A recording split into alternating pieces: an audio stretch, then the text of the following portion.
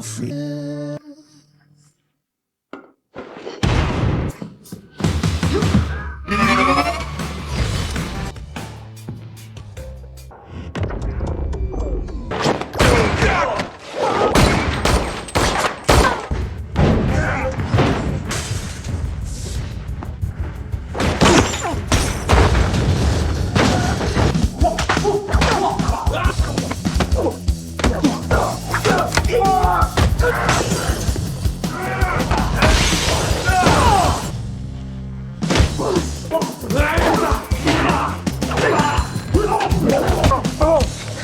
Bet you wish it didn't. It's all gonna seem like a bad... All right, let's me and you have a little chat. An elite MI6 is ambushed by cybernetically enhanced super soldier Brixton Lore, who steals a deadly programmable virus called Snowflake. Agent Hattie Shaw injects the virus into herself to prevent its dissemination and becomes a target, forcing her estranged brother, Deckard Shaw, and Luke Hobbs, two formidable adversaries, into an unlikely alliance to save her and the world from Brixton and the shadowy organization Etion.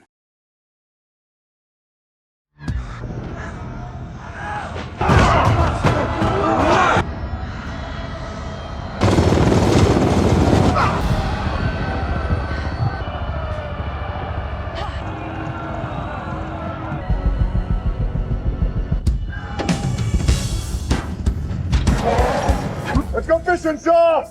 You... Hold on! Welcome to my island, you dick! You get us... Take it up! Take it up!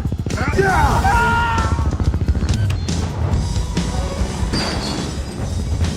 All right! Let's go, Jonah!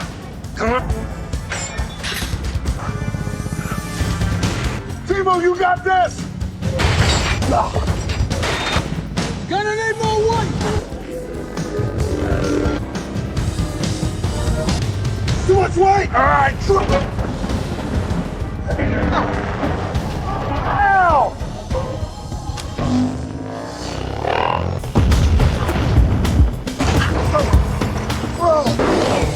Sir, the weapons!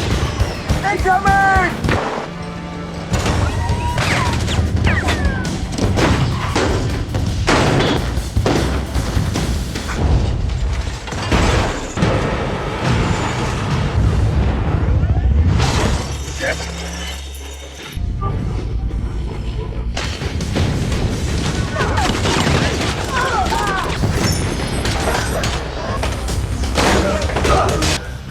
Now or never.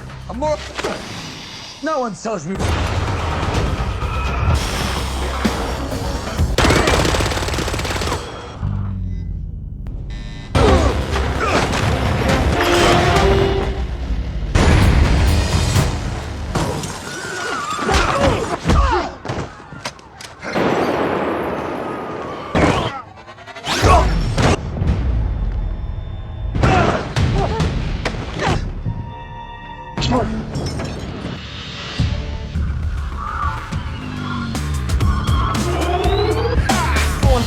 Running out of the night stalking.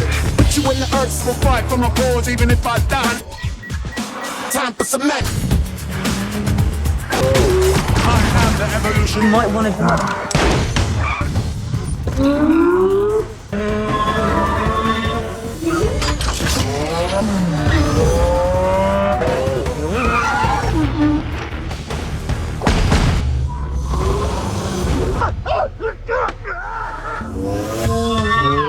To go put a bullet through his brain. I don't think so.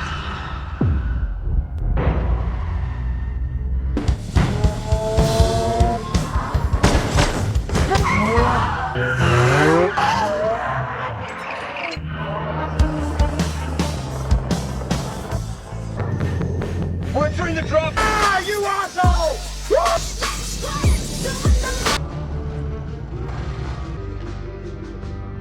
Is it afterwards?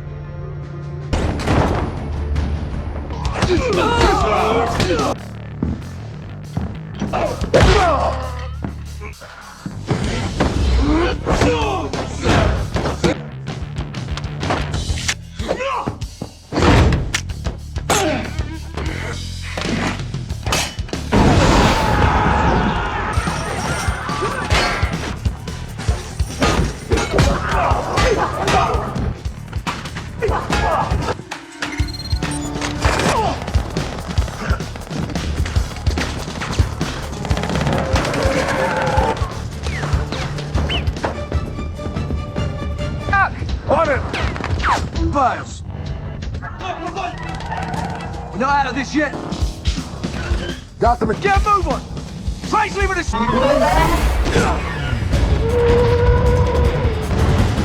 Engage drones. We're running out of roads.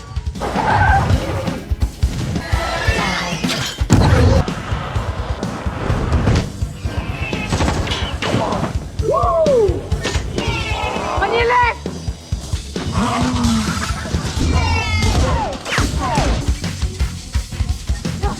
This ain't gonna make it.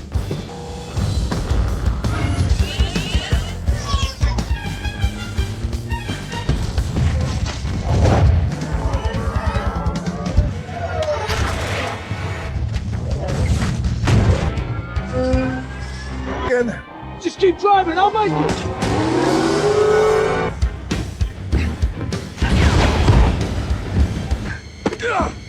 I got it.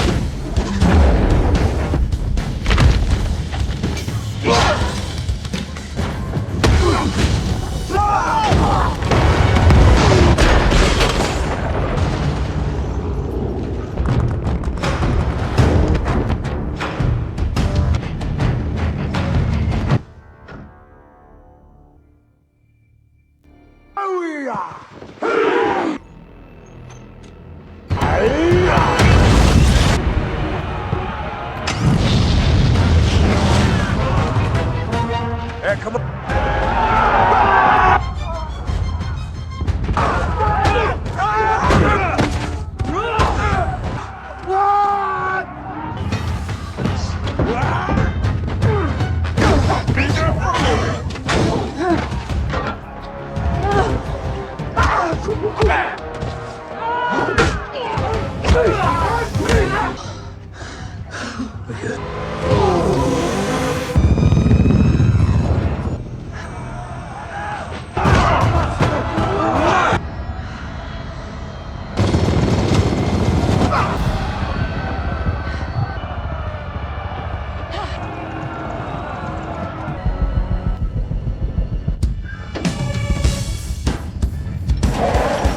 Let's go fishing, Shaw! You... Hold on! Welcome to my island, you dick! You get us... Yeah! Take it up! Yeah!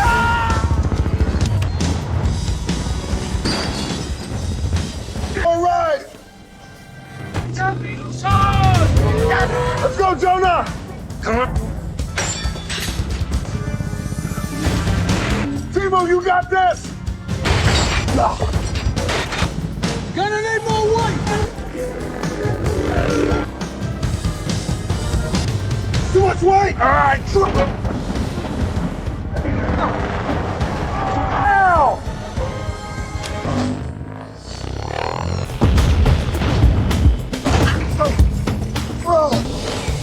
Sir, the weapons... Incoming!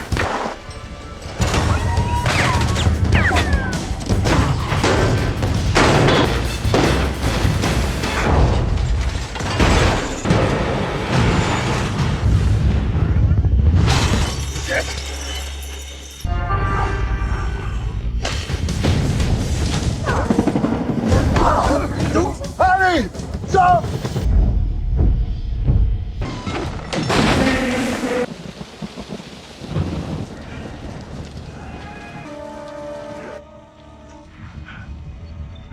Hey! Oh, do you understand? This doesn't end your way, but add up for you! The evolution! This is not just metal that's Beginning to like you two, you know that?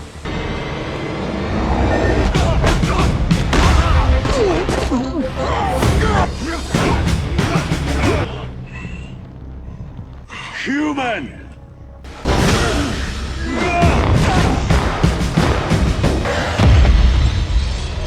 You see that? Look a punch, I'll let you land one. I'll do this.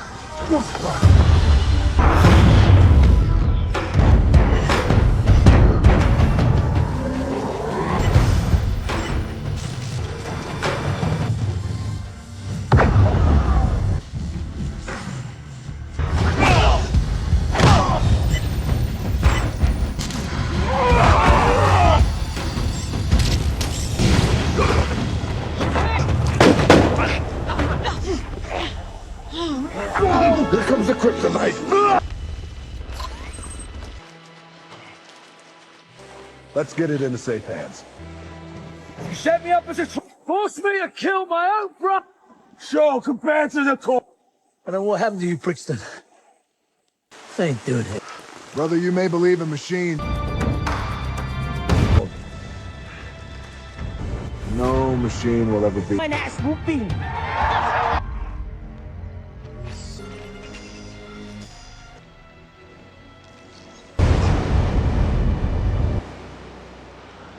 Lived up to our expectations. Let me do your Hobbs. You're on our radar.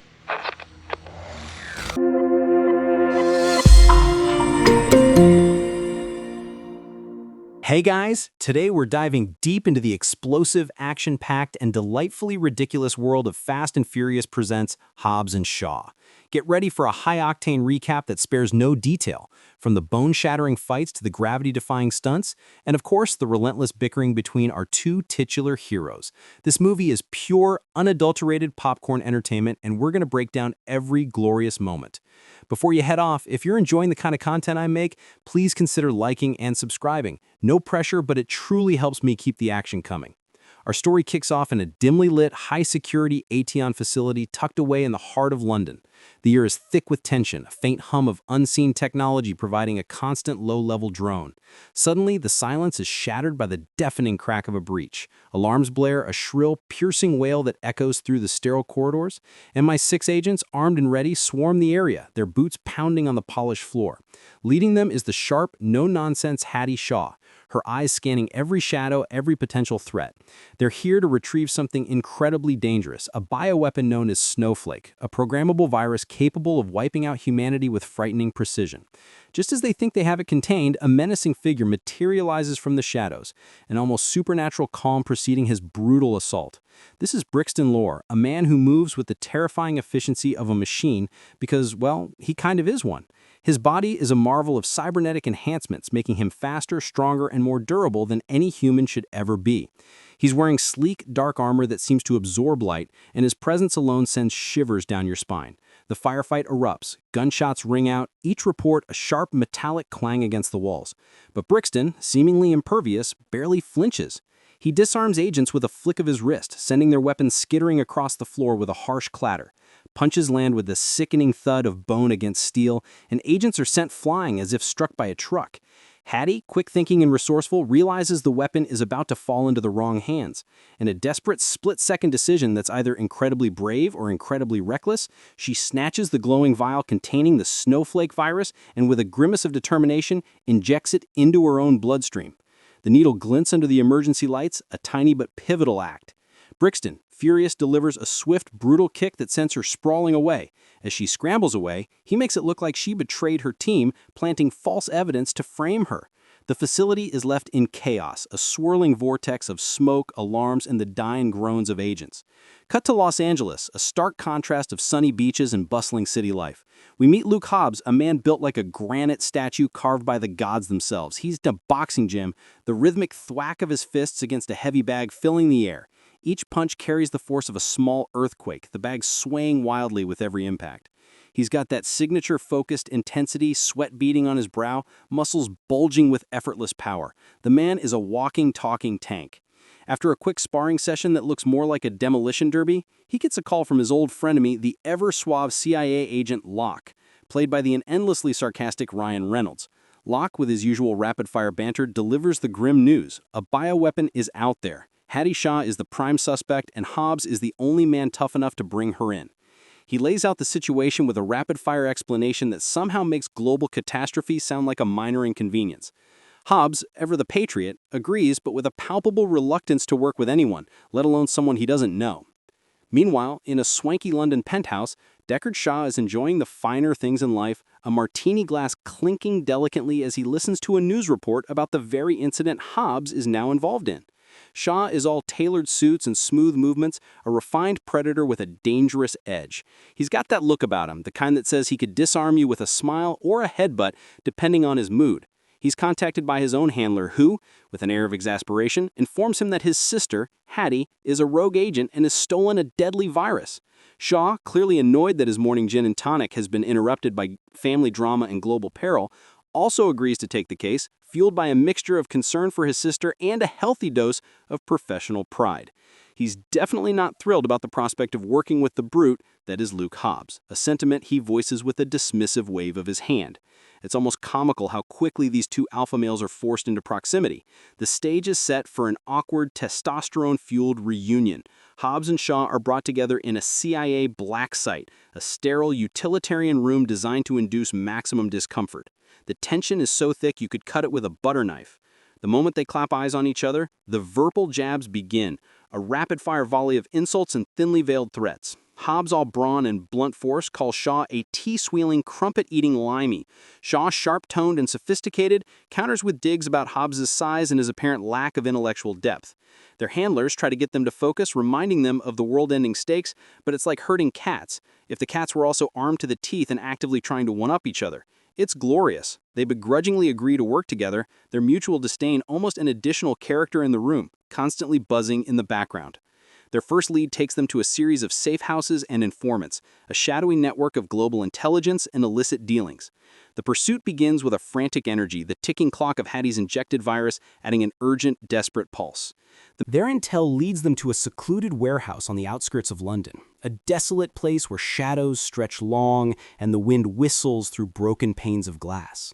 It's the kind of place where bad guys gather, probably to monologue. Inside, they find Hattie, trying to lay low, her MI6 training evident in her guarded movements. The reunion is anything but warm and fuzzy. Hobbs bursts in like a battering ram, ready to apprehend her, while Shaw, with a more cautious approach, tries to assess the situation. Hattie, recognizing her brother but wary of Hobbs, immediately assumes they're there to arrest her. A brief but intense scuffle ensues, a flurry of precise blocks and swift counterattacks. Hattie, proving she's more than capable, matches their intensity. Just as things are getting truly heated, the concrete walls shudder with a terrifying rumble, and Brixton Lore makes his grand entrance, heralded by the screech of tires and the splintering of wood as he crashes through a wall on his futuristic motorcycle. Brixton, with his glowing eyes and smug confidence, is a truly formidable villain. He refers to himself as Black Superman, which, let's be honest, is a bit on the nose, but he earns it. He moves with a terrifying speed, a blur of motion as he engages all three of them simultaneously. The fight inside the warehouse is a brutal ballet of close-quarters combat. Hobbs unleashes a barrage of powerful punches, each one aimed at Brixton's seemingly impenetrable armor, eliciting only a metallic clang and a slight recoil. Shaw, with his agile, tactical fighting style, attempts to find weaknesses, darting in and out, landing precise kicks and strikes that would fell a lesser man. Hattie, using her MI6 training, contributes with sharp elbow strikes and knee jabs, proving she's not just a damsel in distress but a genuine asset. Brixton, however, is on another level. He predicts their moves, blocks their attacks with inhuman grace, and retaliates with devastating force, sending them flying with bone-jarring impacts. The sheer spectacle of Hobbs and Shaw, two seemingly unstoppable forces struggling against one man, is a testament to Brixton's enhanced abilities. The fight spills out into the streets of London, transforming a mundane urban landscape into a chaotic battlefield. Brixton's motorcycle, an engineering marvel, practically drives itself, complete with a terrifying array of offensive capabilities. He pursues them relentlessly, a dark, cybernetic specter. What follows is a truly epic car chase, a signature of the Fast and Furious franchise, but with a cybernetic twist. Hobbs, behind the wheel of a stolen high-performance car, expertly weaves through traffic, the engine roaring like a caged beast. Shaw, riding shotgun, provides a running commentary of sarcastic advice and tactical observations, much to Hobbs' annoyance. Hattie, in the back, tries to keep up with the plan while also trying not to have her head bashed in. The sounds are a symphony of destruction. Tires screeching on asphalt, metal scraping against metal, the deafening boom of minor explosions as Brixton's bike fires energy blasts, shattering windows and sending debris flying. They smash through market stalls, sending fruit and vegetables airborne in a colorful, messy explosion. They narrowly avoid double-decker buses, the sheer size of the vehicles creating a terrifying visual as they speed by. At one point, Hobbs performs a ridiculous but exhilarating maneuver, driving through a building rather than around it, the walls crumbling around them with a satisfying crash. It's utter chaos, perfectly choreographed. During a brief lull in the chase, Hattie reveals the grim truth. The virus is inside her, slowly replicating and altering her cells. If they don't extract it within a specific time frame, it will become irreversible, turning her into a biohazard or worse. The urgency of their mission skyrockets, shifting from mere apprehension to a desperate race against time. Shaw's protective instincts, previously buried under layers of cynicism, rise to the surface. His sister is dying, and he realizes this isn't just another job. Hobbs, too, sees the gravity of the situation, his gruff exterior momentarily softening with a flicker of concern. It's a moment that briefly unites the trio, transcending their differences for the sake of Hattie's life. They realize they need a specialist, someone who understands the virus and can develop a way to extract it. Hattie remembers the name of Professor Andreyko, the scientist who created Snowflake, now imprisoned in a high-security black site in Russia. Because, of course, the answer to all global crises is always locked away in a Russian prison. It's a trope that never gets old. Their next destination is Moscow, a city shrouded in a perpetual dramatic gray, adding to the inherent tension of their mission. Getting into a maximum security Russian prison to extract a brilliant, but probably eccentric scientist is no small feat. Hobbs, with his usual direct approach, tries to leverage his contacts, but even his connections are limited in this shadowy world. Shaw, however, has a network of his own, a maze of illicit contacts and old favors owed, cultivated during his less-than-legal past. He uses his refined charm and a surprising amount of ruthlessness to set up the rendezvous. The prison itself is a formidable fortress. High walls, barbed wire, motion sensors, the whole 9 yards. It's got that chilling, metallic feel, where every step echoes and surveillance cameras watch your every move. The plan they hatch is audacious, involving a controlled breach and a covert extraction. The prison break sequence is a masterclass in tension and precision. Shaw, with his surgical precision, infiltrates the outer perimeter, disabling cameras and guards with swift, silent movements. The whoosh of air as a guard drops, the soft thud as another is subdued, create a sense of stealthy dread. Hobbs, meanwhile, creates a diversion, a spectacular explosion at a far end of the facility, the crump of the blast rocking the very foundations of the prison. Alarms blare, spotlights sweep the yard, and guards scramble, creating the perfect window for Shaw to reach Andreyko's cell. Andreyko, played by Eddie Marsan, is exactly what you'd expect, a nervous, brilliant scientist more comfortable with petri dishes than prison bars. He's terrified, but intrigued by the prospect of freedom and the opportunity to fix his deadly creation. Shaw, with a mixture of threats and promises, extracts him. But of course, nothing goes smoothly. Brixton and his Etion forces, always one step ahead, intercept them.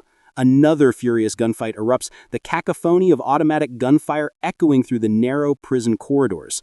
Hobbs, having finished his diversion, barrels through the chaos, laying waste to Etion operatives with brutal efficiency. The sheer force of his blows send men flying, weapons clattering to the ground. Shaw and Hattie cover Andreyko, shielding him from the relentless onslaught. They manage to escape the prison by the skin of their teeth, leaving behind a trail of spent casings and thoroughly bewildered prison guards. Andreyko, once safely out, explains the grim reality. The virus isn't just replicating, it's embedding. To extract it, they need a specialized device, a kind of extractor that uses powerful magnetic fields and targeted radiation. And where is this device?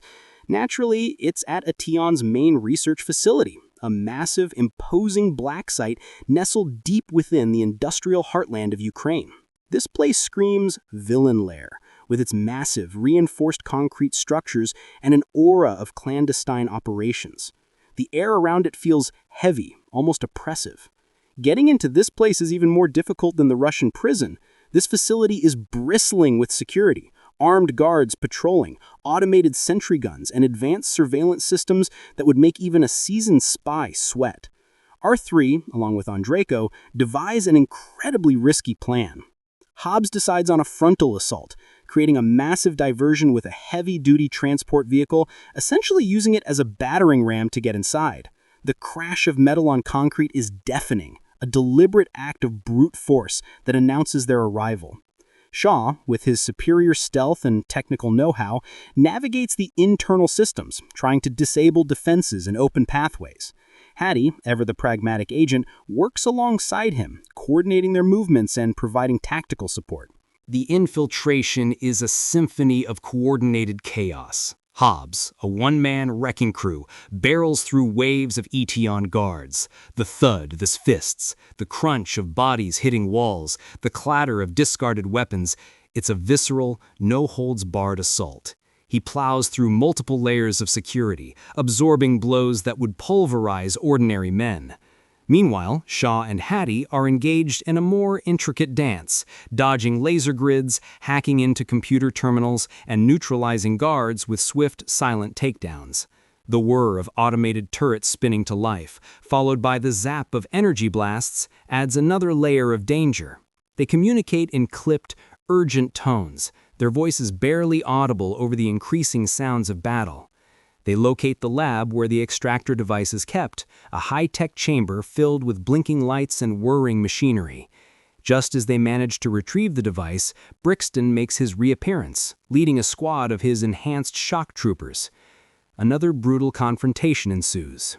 Andreyko, in a moment of panic and self-sacrifice, attempts to warn them about a trap, but is brutally gunned down by Brixton. His final breath is a gasp. A tragic end to the man who could have saved them all, making their task even harder. The loss of Andreyko is a punch to the gut, leaving them without their expert. They escape the collapsing facility, the roar of alarms and the whoosh of escaping air filling their ears, barely making it out alive with the crucial device in hand. Hattie's condition is deteriorating rapidly. The virus is accelerating, its microscopic tendrils weaving deeper into her very being. Time is running out. They realize they can't trust anyone. Governments, agencies, even their own shadows feel compromised by Etion's far-reaching influence. This shadowy organization, led by a mysterious figure known only by his voice, seems to be everywhere. They need a place off the grid, somewhere remote, somewhere they can be completely alone and safe, both from Etion and from any potential collateral damage if the extraction goes wrong. Hobbs, ever the strategist, floats an idea, a place Hobbs knows well, a place fiercely protected by family and tradition, Samoa. Hobbs' home. The mere mention of Samoa brings a complicated mix of emotions to Hobbs' usually stoic face. He's been estranged from his family for years, leaving a legacy of unspoken grievances and unresolved conflicts. Going back means facing them, facing his past. But with Hattie fading fast, he has no other choice. It's a desperate gamble, but it's their only one. The journey to Samoa is fraught with tension.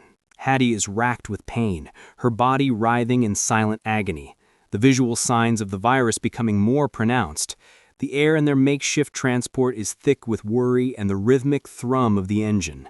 Shaw constantly checks on her, a genuine fear in his eyes, while Hobbs drives with a grim determination, his jaw set, preparing for the emotional confrontation awaiting him. They arrive in Samoa, not to the welcoming embrace of family, but to a wary, almost hostile reception. The island is beautiful, a verdant paradise of lush greenery and crashing waves, but the atmosphere is thick with unspoken history. Hobbs' family, particularly his formidable mother and his three imposing brothers, Jonah, Matteo, and Timo, are not easily swayed. There's a palpable friction, a tension born from years of absence, and a deep-seated resentment that Hobbs abandoned his family and their traditional way of life. The sound of waves gently lapping the shore is a stark contrast to the brewing storm within the family. Hobbs approaches his mother, a woman with eyes that could melt steel, but who also holds a deep love for her prodigal son. He explains the situation, the world-ending virus, his sister-in-arms, Hattie, dying before their eyes, the need for a powerful energy source to activate the extractor. It's not just a plea, it's a desperate confession, an admission of his own vulnerability. His mother, after a long, scrutinizing silence, agrees to help, but not without reminding him of his duty to family, to Aiga. Her words resonate with the weight of generations. His brothers, however, are a tougher sell. Jonah, the eldest, is particularly resistant, his face a mask of distrust and resentment. He challenges Hobbs, not just verbally, but physically. A brief, tense exchange of traditional Samoan warrior stances and challenging glares. The air crackles with unspoken aggression. Eventually, through a combination of Hobbs' stubborn determination and Shaw's surprisingly persuasive, if be it sarcastic, arguments, they reluctantly agreed to lend their support. It's a moment of begrudging acceptance, not quite forgiveness, but a vital step towards it. They're going to war, and the Hobbs family, for better or worse, stands together. The preparations for the inevitable showdown are incredible, a fascinating blend of ancient tradition and modern improvisation. The Hobbs family isn't just a group of tough guys, they're master craftsmen and warriors. They begin by rigging the entire island with ingenious traps and defenses. Imagine the whoosh of a sharpened bamboo spear being tested, the thump of a massive log swinging into place, the clatter of metal as they convert old car parts into makeshift armor. They gather whatever they can find, old engines, generators, scrap metal, even coconuts, and transform them into formidable weapons. Hobbs's brothers, with their impressive physical strength and innate understanding of their environment, work tirelessly. Jonah, the mechanic, takes charge of converting vehicles, turning them into armored, weaponized machines that look like they belong in a post-apocalyptic Mad Max film, complete with the roaring vroom of modified engines. Mateo and Timo, the fighters, lead the charge in setting up the traditional booby traps, each one designed to disorient, disable, or destroy an incoming enemy. The sound of their work fills the air, a symphony of hammering, grinding, and the occasional grunts of effort. Meanwhile, Hattie and Shaw are holed up in a makeshift lab, a hut powered by a jury-rigged generator, the whirring of its motor a constant backdrop. They meticulously work on the extractor device, trying to understand its complex mechanisms without Andrejko's guidance. The device itself is a marvel of advanced technology, glowing faintly with intricate lights. Shaw, with his surprising scientific acumen, reads through Andrejko's notes, a frantic search for clues. Hattie, despite her worsening condition, offers what little insight she has, her face pale but determined. They connect it to a massive, custom-built generator, hoping to provide the immense electrical charge needed for the extraction.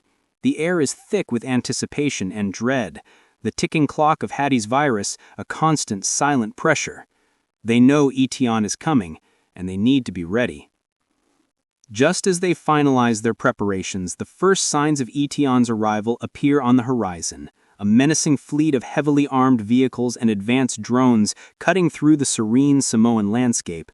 The whine of drone engines grows louder, cutting through the natural sounds of the island like a serrated knife.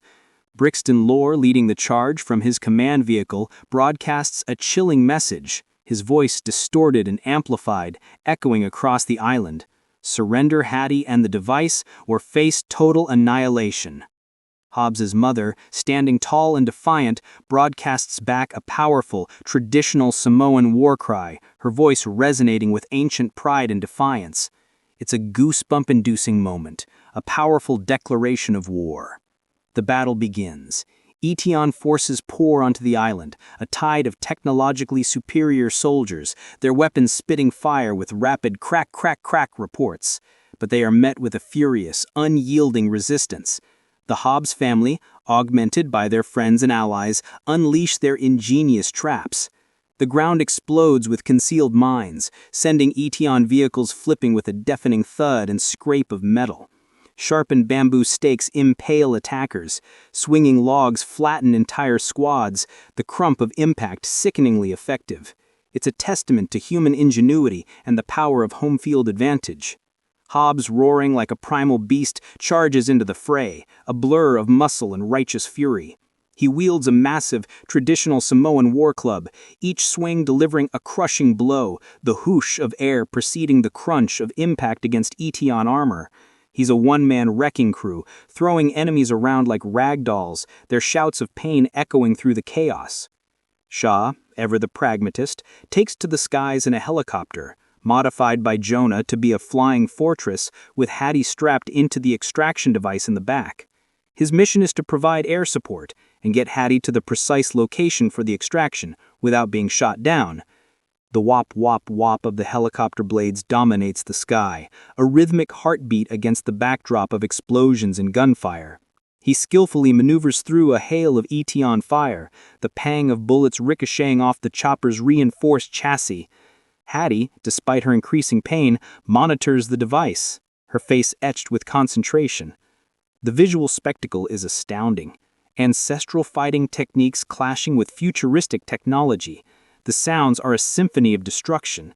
The thud of bare fists against cybernetic armor, the crack of gunfire, the roar of engines, the boom of explosions, and the distant rhythmic chanting of the Samoan warriors. It's exhilarating and terrifying at all once.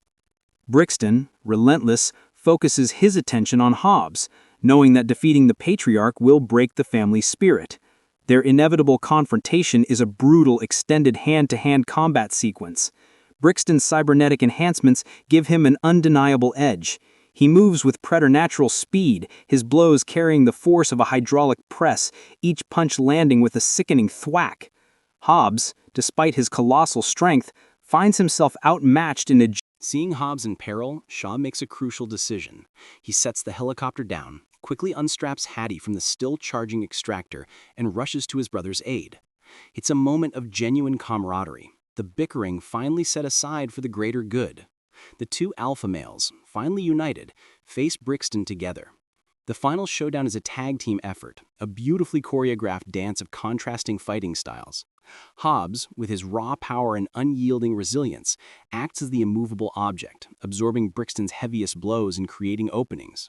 Shaw, the agile and strategic force, darts around Brixton, exploiting his blind spots, landing precision strikes, and using his intelligence to anticipate Brixton's moves. They communicate without words, a series of glances and subtle movements, perfectly in sync. The sounds are a brutal symphony. The crack of bone, the thud of flesh against cybernetic plating, the grunts of effort and the enraged roars of Brixton. They manage to corner him, forcing him into a series of increasingly desperate maneuvers. In a climactic move, they combine their efforts. Hobbs delivers a crushing blow that stuns Brixton, sending him stumbling. Before he can recover, Shaw wraps a chain around Brixton's neck, anchoring him. Then, in a moment of sheer physical dominance, Hobbs grabs the other end, and they both pull, exerting immense force. The chain tightens. Brixton struggles, his cybernetic enhancements sparking and whirring under the pressure. His systems start to glitch, his eyes flickering. He's outmatched. Just as they are about to deliver the final blow, Etion's shadowy leader, still only a disembodied voice, remotely deactivates Brixton. His systems shut down, and he collapses, his body finally failing. A small sigh of relief escapes the two heroes, but it's quickly replaced by the chilling realization that Etion is still out there, and their leader is watching. The fight may be over, but the war certainly isn't. The deafening silence after Brixton's fall is eerie, broken only by the sound of their heavy breathing. With Brixton defeated, the immediate threat is neutralized. They rush back to Hattie, who is now dangerously close to the point of no return. Shaw meticulously restarts the extraction sequence, the device humming to life with a soft whir. The tension is palpable as they watch the readouts, waiting for the virus to be expelled. After what feels like an eternity, a final intense burst of energy from the device, a faint pop, and a visible shimmer around Hattie's body confirms it. The snowflake virus has been successfully extracted. Hattie, exhausted but relieved, collapses into her brother's arms, saved by mere seconds. The relief that washes over Hobbs and Shaw is immense, a quiet exhale after a storm of chaos. The world, for now, is safe. In the aftermath, amidst the still smoking ruins and the quiet triumph, Hobbs has a long overdue, heartfelt conversation with his mother and brothers. He apologizes for his absence, for the years he spent away, acknowledging the pain he caused. His mother, with a gentle hand on his cheek, offers him a form of forgiveness, a quiet understanding passing between them. His brothers, particularly Jonah, who had been the most resistant, finally accept him back into the fold, a subtle nod and a shared knowing look signaling the reconciliation. The sounds of rebuilding already begin, the rhythm of hammering and calling echoing through the now peaceful island. It's a powerful moment of family reunion, of healing old wounds under the Samoan sun. Shaw, always one to make a grand exit, exchanges a final, begrudgingly respectful handshake with Hobbs. There's a newfound mutual respect, born from shared peril and a genuine understanding of each other's strengths. He takes Hattie, who is still recovering, but looks significantly better, and they fly off into the sunset, presumably for a much-needed vacation and a lifetime of brother-sister banter. But the story doesn't quite end there. In the first post-credits scene, we see Hobbs back in his office, getting another call from Locke, the perpetually sarcastic CIA agent. Locke tells him about a new, even more terrifying virus, one that's designed to make you slowly eat yourself from the inside out. Hobbs, with a weary sigh, grumbles about the never-ending parade of global threats, clearly wanting nothing more than a quiet day off. It's a classic comedic setup, hinting at future adventures. In another scene, Shaw, ever the prankster, gets his revenge on Hobbs for some earlier slight, by anonymously calling him and reporting his full name, Luke Hobbs, to local authorities, falsely claiming he's a child predator. The humor is in Hobbs' confused fury as police surround his vehicle, a perfectly executed bit of psychological warfare from Shaw. And then there's the delightful recurring appearance of Victor Locke, Ryan Reynolds' character, showing up unexpectedly, further cementing their bizarre friendship and hinting at a deeper connection within this universe. He's always good for a quick sardonic line that perfectly cuts through the lingering tension. These little snippets extend the fun, reminding us that even after saving the world, these characters just can't catch a break. This incredible ride of a movie really drove home the undeniable power of family, both the ones you're born into and the ones you choose along the way. It showed us that even the most stubborn, individualistic heroes can find strength and purpose in unity, learning to trust and rely on each other when the stakes are impossibly high. The movie beautifully balanced the epic scale of its action with intimate moments of character growth, reminding us that even in a world of super soldiers and global viruses, human connection remains our greatest weapon. Ultimately, Hobbs and Shaw is a bombastic, unapologetic thrill ride that completely delivers on its promise of over-the-top action and hilarious banter. It's a testament to the idea that sometimes all you need is a pair of charismatic leads, a world-ending threat, and an insatiable desire to push the boundaries of physics. It might just be the most fun you can have with a movie about saving the world. Our story kicks off not with a gentle morning breeze, but with a full-throttle assault on a top-secret Ateon facility in London.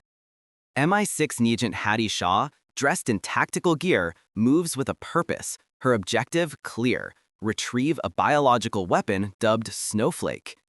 The facility is a mess of flashing lights and alarms blaring, the metallic clang of boots echoing through sterile corridors as she navigates the chaos. She's quick, efficient, a whirlwind of controlled motion, breaching security with the silent grace of a seasoned operative. The tension is palpable, a tight knot in your stomach as she approaches the containment unit. Inside, a glowing vial, the very definition of a ticking time bomb. But just as her fingers brush against the cold glass, an unexpected element crashes the party, quite literally. Suddenly, a hulking, imposing figure, cloaked in black, descends from the ceiling like a particularly aggressive bat. This is Brixton Lore, a name that just screams bad guy. His entrance is anything but subtle, a crash of glass and metal, and the whoosh of his coat as he lands. He's got that classic villain vibe, all dark, menacing eyes and a voice that sounds like gravel being chewed. Brixton, as we soon learn, isn't just a tough guy. He's got cybernetic enhancements, making him faster, stronger, and seemingly impervious to bullets. Seriously, who needs a gym membership when you can just download an upgrade? He casually tosses around highly trained guards like they're ragdolls, each impact delivering a sickening crunch that makes you wince. Hattie, quick thinking as always, realizes the game has changed. With no other option, she smashes the vial and injects the snowflake virus into her own bloodstream, making herself the unwitting carrier and the most dangerous woman on the planet. Brixton, predictably, is not amused. The facility explodes into an even greater symphony of destruction, a cacophony of shattering glass and roaring flames as Hattie makes her escape, the entire scene leaving a trail of fire and unanswered questions.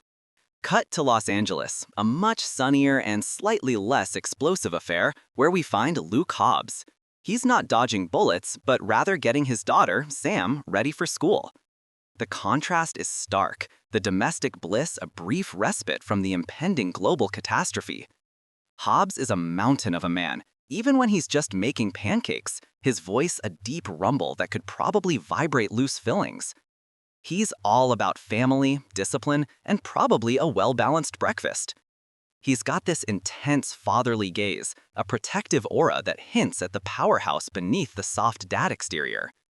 We see him lift weights, a truly impressive feat of strength, the grunts and groans of his exertion filling the air, before heading off to his DSS office, a federal agent through and through.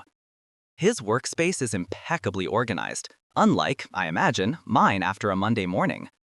There's a quiet determination about him, a man of routine and principle. Meanwhile, across the pond in London, we meet Deckard Shaw. His life is a bit more refined, shall we say. He's in an underground fight club, not as a participant, but observing with a detached coolness, sipping on an espresso. His suit is sharp, his hair perfect, and his demeanor is pure, unadulterated suave. The sounds of fists hitting flesh, the roar of the crowd, the thud of bodies hitting the mat, it's all just background noise to his sophisticated morning. Shaw's got this elegant brutality about him, a dangerous intelligence lurking behind those piercing eyes. He's former MI6, now a mercenary with a moral compass that occasionally points towards whatever benefits me most, but he's undeniably effective. He's then called into a meeting, his handler explaining the situation with the stolen virus and the mysterious Ateon organization. The news of his sister Hattie's involvement hits him like a physical blow, a rare crack in his otherwise impenetrable facade. The gears in his mind begin to turn, a quiet clicking sound that signals impending chaos. Back in the US, Hobbs is getting the same briefing. His superior, a stern woman with an even sterner haircut, lays out the gravity of the situation. A deadly virus, an enhanced super soldier, and the world potentially going up in flames. Hobbs, ever the patriot, is ready to roll. But then comes the kicker. He has to work with Shaw. The collective groan from the audience is almost audible. Their previous encounters have been less than friendly, involving a lot of smashed cars and property damage, and a generous sprinkling of insults. The two men are forced into an interrogation room, a sterile environment that quickly becomes a verbal boxing ring. Their initial exchange is a masterpiece of passive-aggressive bravado and thinly veiled threats. The room crackles with their animosity, each man trying to out-alpha the other. Hobbs, with his blunt force and sheer presence, tries to dominate. Shaw, with his sharp wit and cunning, parries every verbal jab. They trade insults about their fashion sense, their intelligence, their respective abilities, the air thick with their simmering hatred. It's truly a thing of beauty, a comedy of errors waiting to happen. "You got a mustache growing on your soul," Shaw quips, and Hobbs just glares, the muscle in his jaw twitching. It's clear they'd rather punch each other than cooperate, but the fate of the world, unfortunately, depends on their shaky alliance. The CIA intervenes, forcing the two reluctant heroes to team up. Their first order of business is to track down Hattie.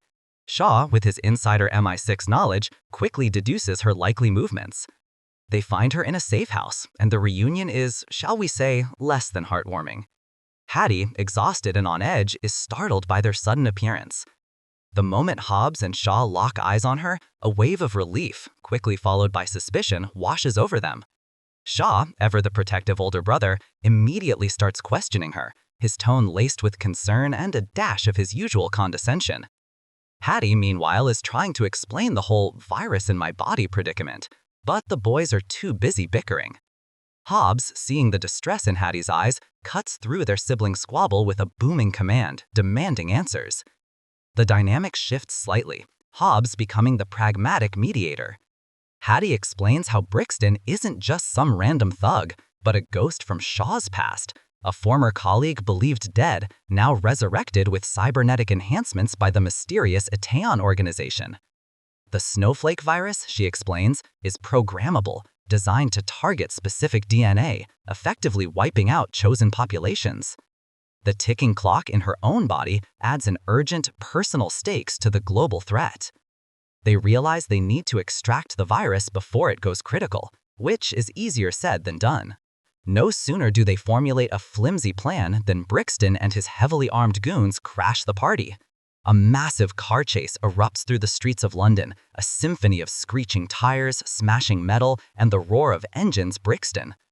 Brixton, on his impossibly sleek transforming motorcycle, is a blur of motion, effortlessly dodging traffic and performing gravity-defying stunts that make you wonder about the physics of this universe.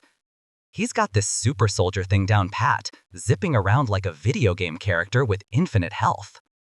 Hobbs is behind the wheel of a massive armored truck, plowing through obstacles with the grace of a rhino.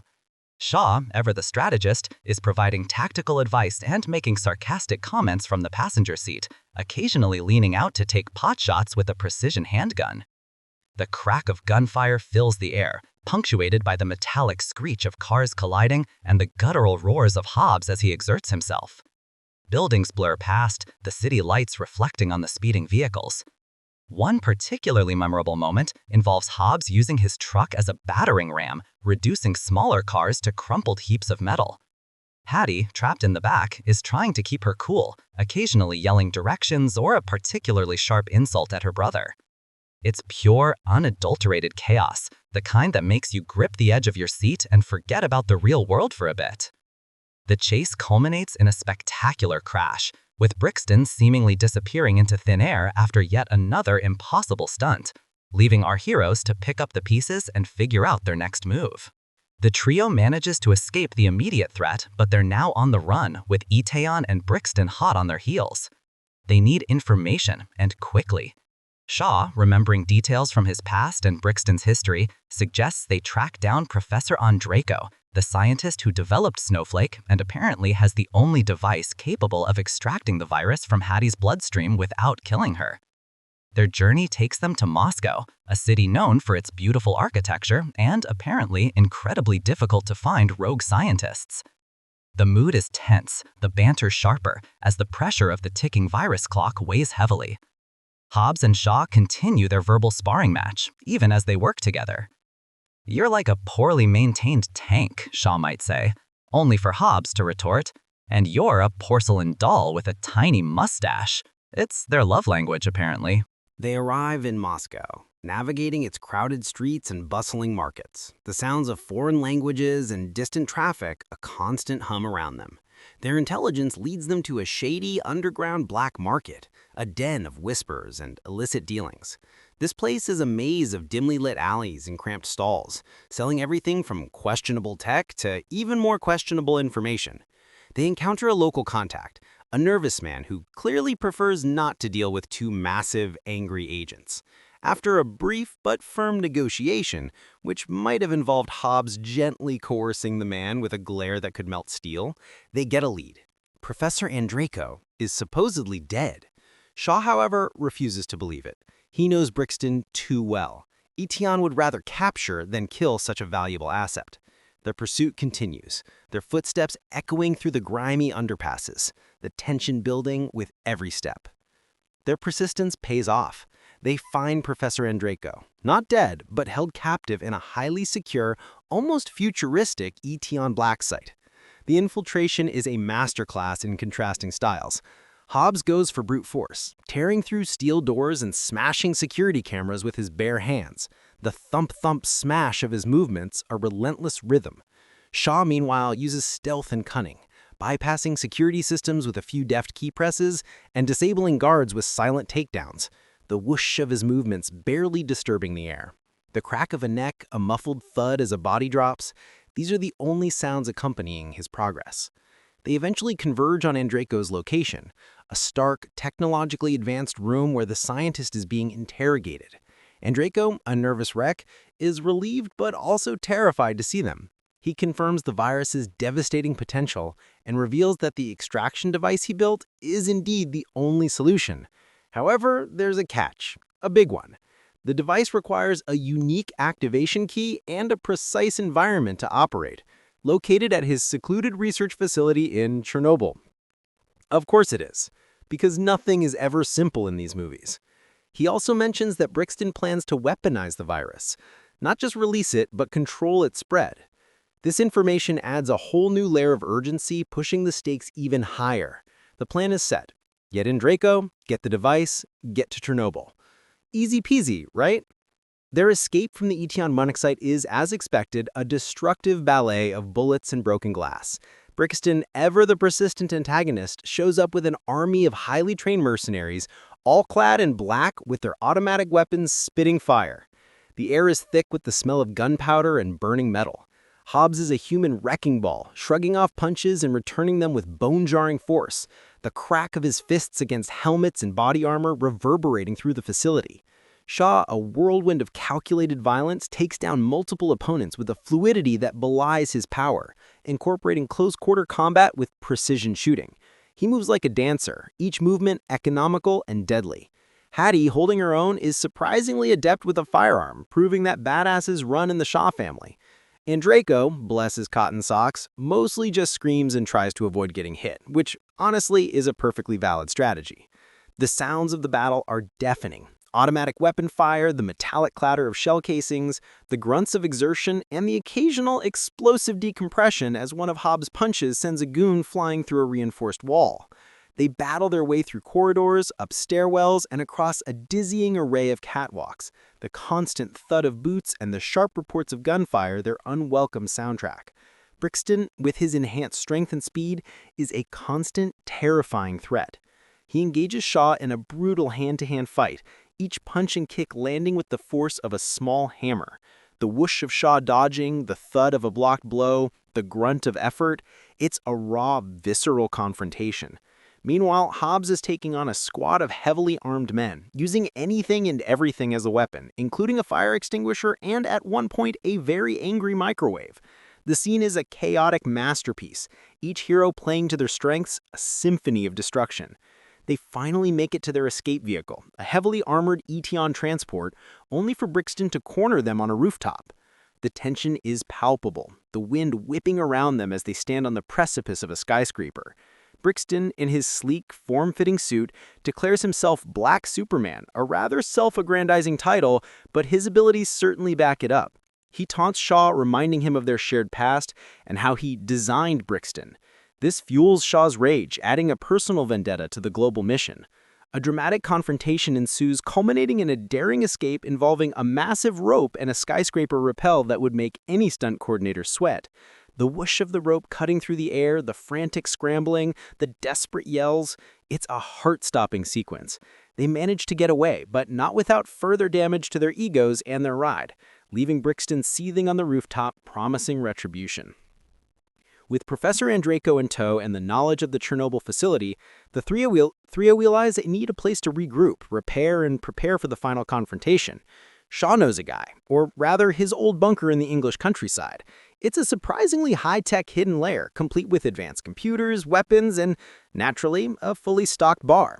The brief calm before the storm allows for more banter, more planning, and a few more jabs at each other's expense. Hobbs is still trying to wrap his head around Shaw's complex network of contacts and hidden assets. "You seriously have a secret lair?" Hobbs deadpans, looking around with a mixture of suspicion and grudging respect. Shaw, of course, just smirks. However, Etion technology is advanced, and they're quickly tracked down again. The bunker is compromised, leading to another explosive confrontation. This time it's a contained battle within the close quarters of the bunker. The thud of heavy boots on metal floors, the whiz of energy weapons, and the clang of wrenches, yes, wrenches, hitting skulls fill the air. Our heroes, now a slightly more cohesive unit, fight side by side. Hobbs, with his raw power, creates openings, while Shaw, with his precision, exploits them. Hattie, surprisingly effective in close-quarter combat, uses her agility to her advantage, ducking and weaving through the fray. Andraco, again, mostly stays out of the way, providing anxious updates on the virus's progression inside Hattie. The bunker, a testament to Shaw's meticulous planning, is soon a shambles, wires sparking, alarms blaring, the air thick with smoke and the smell of ozone. They narrowly escape, the bunker collapsing behind them in a shower of sparks and falling debris, cementing the understanding that nowhere is truly safe from Etion. Realizing they need a stronghold, a place where they can fight on their own terms, Hobbs has an idea. A wild, desperate idea. Samoa, his ancestral home. This is where the movie truly leans into the family aspect of the Fast and Furious franchise, albeit with a Hobbs-sized twist. They charter a private plane, a moment that gives us more comedic gold as Hobbs and Shaw argue over seat assignments and who gets the window. Belong Flight gives them a chance to hash out their plan, and Draco explains the intricacies of the extraction device, emphasizing that it's extremely delicate and requires a massive power source, which coincidentally, a small island probably doesn't have an abundance of. Landing in Samoa is like stepping into a different world. The lush greenery, the sounds of the ocean, the vibrant culture, it's a stark contrast to the concrete jungles they've been fighting in. Hobbs is greeted by his entire extended family, a joyous, boisterous, and overwhelmingly massive group. They're introduced to his mother, who, despite her small stature, clearly runs the entire operation with an iron fist and a loving heart. The immediate welcome is warm, filled with traditional songs and the deep thrum of drums, a stark juxtaposition to the high-tech, deadly world they just left. Shaw and Hattie are initially overwhelmed, Hattie finding a surprising sense of comfort amidst the chaos, while Shaw, ever the reserved Brit, struggles to navigate the affectionate, physical nature of the Hobbs clan. He looks like a fish out of water, trying to maintain his suave demeanor while being hugged by what feels like 50 people. Hobbs, in his element, explains the situation to his family, and to a man and woman, they rally to his side. The spirit of aloha, Hawaiian for family, is strong, and it's a powerful moment, showing that even the biggest, baddest federal agent needs his roots. The Samoan setting provides a much-needed breath of fresh air, literally and figuratively. They need to figure out how to power Draco's device for the extraction. Hobbs' family surprisingly has some rather ingenious solutions involving old car batteries, generators, and a whole lot of creative wiring. The island, while beautiful, quickly becomes a makeshift fortress. Hobbs' relatives, who are all apparently skilled mechanics, farmers, or just generally tough individuals, begin setting up defenses, rigging booby traps, and preparing for an inevitable invasion. The sounds of metal clanging, generators humming, and the distant roar of the ocean become the backdrop to their preparations. There's a particular scene where Hobbs is teaching his family how to use a makeshift slingshot to launch projectiles, and it's both ridiculous and genuinely heartwarming. Shaw, initially skeptical of their primitive methods, slowly begins to realize the strength in their unity and their deep connection to the land. Hattie, seeing the warmth of Hobbs' family, opens up a little, finding a temporary sanctuary. This pause also allows for some crucial character development, particularly between Hobbs and Shaw, who are starting to grudgingly respect each other's unique strengths, though the insults haven't completely stopped. The calm, of course, doesn't last. Brixton, true to his word, locates them. His Etion forces descend on Samoa in a fleet of heavily armed helicopters, a thunderous roar ripping through the peaceful island air. The final battle begins, and it's an absolute spectacle. The first wave of attackers drops in, and the battle explodes. The Hobbs family, armed with an array of traditional weapons mixed with modern firearms, meets them head-on. It's a clash of cultures, old versus new, family loyalty against corporate-backed super soldiers. The beach turns into a war zone, the sounds of tribal war cries mixing with the sharp crack of automatic rifle fire and the rhythmic thud of bodies hitting the sand. Hobbs leads the charge, a force of nature, using his sheer size and strength to devastate Etion soldiers. He grabs a heavy chain, probably used for mooring a boat, and wields it like a weapon. The metallic clamp. The final confrontation with Brixton is a brutal personal affair. Hobbs and Shaw tag-team him, their combined strength and skill finally giving them an edge against a seemingly invincible Black Superman. Hobbs delivers devastating blows, his immense power rattling Brixton, the thump of his fists like sledgehammers. Shaw, quicker and more agile, exploits openings, landing precise strikes that exploit Brixton's weaknesses. The two men, once bitter enemies, now fight as a well-oiled machine, their insults becoming less venomous and more like playful banter, a sign of their burgeoning respect. The sound of their blows echoing against Brixton's enhanced body is relentless, a testament to their combined determination. Meanwhile, Hattie is frantically working with Draco on the extraction device, the whirring growing louder, the glowing lights flashing with increasing urgency. The EMP is activated, sending a massive electromagnetic pulse across the island. The sound is a sharp, almost silent whoosh, followed by an eerie, sudden cessation of all modern technology. Etion's helicopters fall silent, their engines sputtering and dying as they plunge from the sky. Brixton's enhancements flicker, his strength and speed wavering, giving Hobbs and Shaw the opening they need. With Brixton's tech compromised, his superpower fades, leaving him vulnerable. The final blows land with satisfying force, a culmination of their efforts. Brixton is finally defeated, collapsing in a heap, his self-proclaimed invincibility shattered. In the aftermath, the extraction device successfully removes the snowflake virus from Hattie, a moment of profound relief for the trio and the entire Hobbs family. The island, though scarred by battle, hums with a renewed sense of peace. The team, battered but victorious, watches as the last traces of Etion are dealt with. Hobbs and Shaw share a rare moment of genuine respect, their verbal jobs now tinged with genuine camaraderie. They've saved the world, forged an unlikely friendship, and proved that even the biggest egos can work together for a common cause. The movie ends with various heartwarming and hilarious post-credit scenes. Hobbs is back in Los Angeles watching Sam play football, but this time with a new appreciation for the simple moments. Shaw visits his mother in prison, having a wonderfully sarcastic conversation about her escape plans, hinting at future adventures for the Shaw family. There's even a moment where Hobbs tries to prank Shaw with a phone call, further solidifying their newfound, albeit still antagonistic, friendship. These scenes leave us with a smile, a promise of more ridiculous adventures, and the knowledge that the world is safe, at least for now, thanks to two men who really hate each other. As the dust settles and the roar of engines fades into the distance, we're left with a profound sense of the power of unity, even among the most disparate individuals. It's a testament to the idea that family, whether by blood or forged in fire, is our greatest strength, capable of overcoming seemingly insurmountable odds. The journey of Hobbs and Shaw reminds us that sometimes the greatest adversaries can become the most unexpected allies, and that heroism often wears a smirk and a tactical vest. It's about finding common ground in the face of global threats, and realizing that sometimes the best way to save the world is to stop bickering and start brawling. Hobbs and Shaw is an absolute blast, a perfectly self-aware spectacle that knows exactly what it is and delivers it with unapologetic swagger. It's a riotous spin-off that proves the Fast and Furious universe still has plenty of gas in the tank, driven by the electrifying chemistry of its two leads. A pure, unadulterated dose of popcorn fun that leaves you grinning and wanting more.